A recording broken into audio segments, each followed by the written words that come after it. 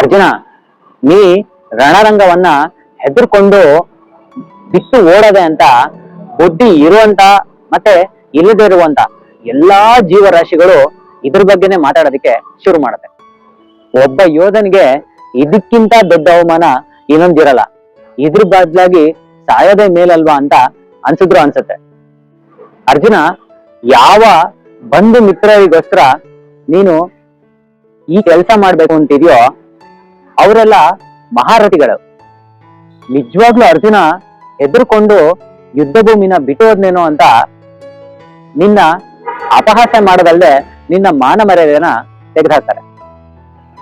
ಯಾವಾಗ್ಲೂ ಸುಮ್ಮನಿರೋದಕ್ಕೂ ಮತ್ತೆ ಹೇಡಿತನಕ್ಕೂ ಒಂದು ಇನ್ ಲೈನ್ ಆಫ್ ಡಿಫರೆನ್ಸ್ ಅಂತರದಲ್ಲಿ ಡಿಫರೆನ್ಸ್ ಇದೆ.